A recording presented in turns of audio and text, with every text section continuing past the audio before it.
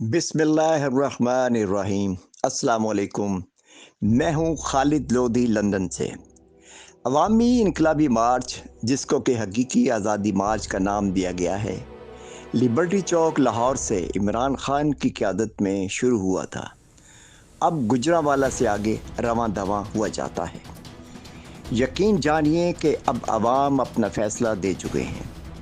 निज़ाम पाकिस्तान चलाने वालों, सुन लो कि अब रेफरेंडम हो चुका है कि मौजूदा निज़ाम और पार्लिमानी निज़ाम हुकूमत मुकम्मल तौर पर नाकाम हो गए हैं।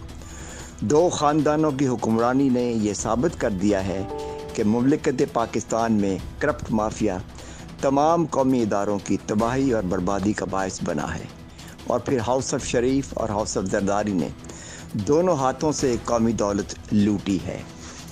अवामी इनकलाबी मार्च के ज़रिए आवाम ने जो फ़ैसला दिया है, इसके तहत वक्त का तकाजा है कि फ़ौरी तौर पर हंगामी बुनियादों पर कौमी सतह के फ़ैसले कर लिए जाएँ।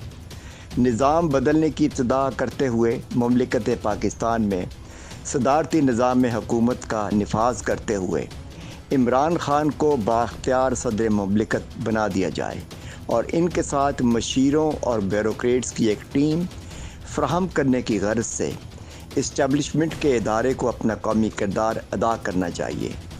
हंगामी बुनियादों पर करप्ट माफिया के ख़िलाफ़ कार्रवाई का आगाज़ हाउस ऑफ शरीफ और हाउस ऑफ जरदारी से किया जाए।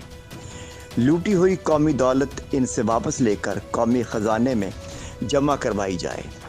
इसी तरह दीगर लुटेरों के ख़िलाफ़ भी यही तरीका अपनाया जाए।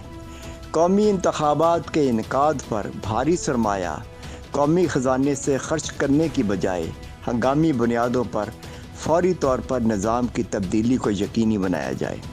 इस पूरे अमल के दौरान इमरान खान ही बाख्तियार सदर पाकिस्तान हों। आईने पाकिस्तान इस पूरे अमल की इजाज़त तो नहीं देगा, लेकिन ये भी देखें कि गुज़रे 40 साला दौरे हुकूमत में इसी आईने पाकिस्तान की मौजूदगी में हमने करप्ट माफिया और दो ख़ानदानों की अजारादारी को मजबूत बनाया है। और फिर हाउस ऑफ शरीफ और हाउस ऑफ जरदारी के अलावा दीगर चंद मखसूस ख़ानदानों की मोरूसियत को अपने ऊपर मुसल्लत किया रखा है। अब लम्हा फ़िक्रिया है, ज़रा सोचिए और फ़ैसला कीजिए, देर न करें। मेरी इस राय से मुत्तफ़िक होना ज़रूरी नहीं है। जो लोग जमहूरियत का राग अलापते हैं, वो ज़रा सोचें कि हमने 40 सालों तक इस जमहूरियत और आईना पाकिस्तान के तहत अपने साथ क्या किया और किस निज़ाम के तहत इस पाकिस्तान की जड़ें खोखली की। फिर सोचिए, मैं कहता हूँ ज़रा गौर कीजिए। शुक्रिया।